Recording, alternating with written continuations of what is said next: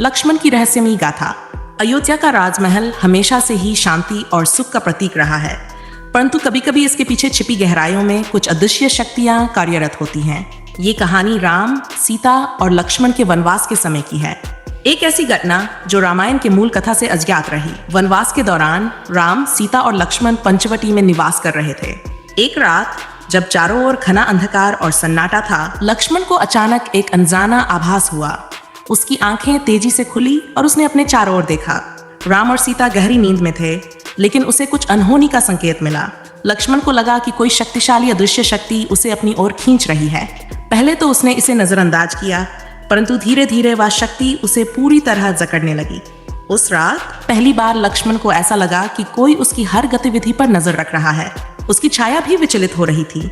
उसे चारों ओर से ऐसा महसूस हो रहा था कि कोई उसके सामने खड़ा है, परंतु कोई दिखाई नहीं दे रहा था। अगली रात वही अनुभव फिर हुआ।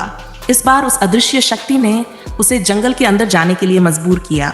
लक्ष्मण ने अपने धनुष बाण उठाए और जंगल की ओर बढ़ गया।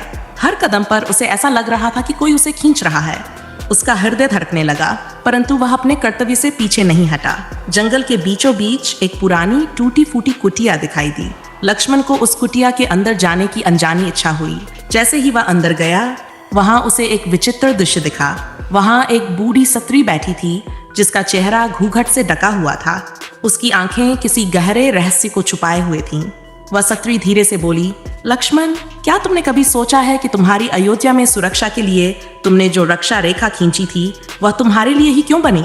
लक्ष्मण ने घबराकर पूछा, तुम कौन हो और ये सब क्या है? बूढ़ी स्त्री मुस्कुराते हुए बोली, तुम मुझे नहीं जानते, पर मैं तुम्हें बहुत अच्छे से जानती हूँ। मैं वही हूँ जिसने तुम्हारी सुरक्षा की नींव रखी। लक्ष्मण के मन में संशय और बढ़ गया। क्या कहना चाहती हो? स्त्री ने कहा, तुम्हारी वह रक्षा रेखा एक साधारण रेखा नहीं थी। वह तुम्हारे जीवन का एक बंधन था जो तुम्हें यहाँ खींचकर लाया है। लक्ष्मण चौंक गया। उसने ये कभी नहीं सोचा था कि वह रेखा जो उसने सीता की सुरक्षा के लिए खींची थी, उसके लिए एक भयंकर रहस्य का द्वार खोलेगी। स्त्री ने आगे बताया, वह शक्ति जो तुम्हें यहाँ खींच कर लाई है, वह सिर्फ तुम्हारे ही भाग्य से जुड़ी है। लक्ष्मण ने अपने बाण को कसते हुए पूछा, यह सब तुम्हारा खेल है? तुम क्या चाहती हो? वह स्त्री गंभीर होकर बोली, तुम्हारे पूर्व जन्म का एक कर्ज है जो तुम्हें चुकाना है। वह कर्ज तुम्हारी इस यात्रा का एक अभिन्न हिस्सा है।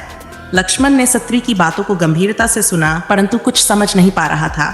तभी अचानक वह स्त्री गायब हो गई और कुटिया के बाहर से तेज आवाज आई।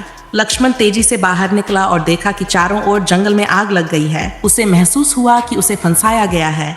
वह तेजी से वापस पंचवटी की ओर भागा, परंतु उसकी राह में असंख्य अदृश्य प्राणी आ गए जो उसे रोकने की कोशिश कर रहे थे।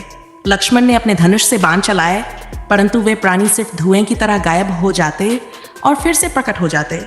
जैसे तैसे लक्ष्मण पंचवटी पहुंचा, परंतु वहां का दृश्य देखकर वह स्तब्ध रह गया। राम और सीता दोनों गायब थे। चारों ओर सिर्फ गहरा अंधकार था। उसे समझ नहीं आ रहा था कि यह सब कैसे हुआ। तभी एक गहरी आवाज उसके कानों में गूंजने लगी, लक्ष्मण, यह तुम्हारी परीक्षा थी।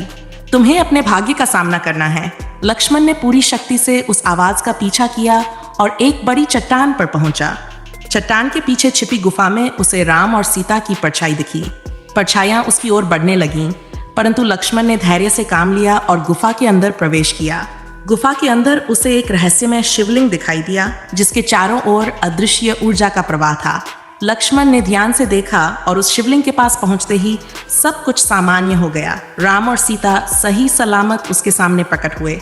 लक्ष्मण ने राहत की सांस ली, लेकिन तभी उसे उस बूढ़ी स्त्री की आवाज फिर से सुनाई दी, तुमने अपनी परीक्षा पूरी कर ली है लक्ष्मण। अब तुम्हें सत्य का सामना करने के लिए तैयार रहना होगा। वह आवाज गूंजती रही और लक्ष्मण ने पहली बार अनुभव किया कि जीवन में हर घटना के पीछे कुछ न कुछ गहरा रहस्य छिपा होता है। उस रात के बाद लक्ष्मण को यह समझ में आया कि उसकी भूमिका सिर्फ एक योद्धा की नहीं, बल्कि एक रहस्य को सुलझाने वाले रक्षक की भी है।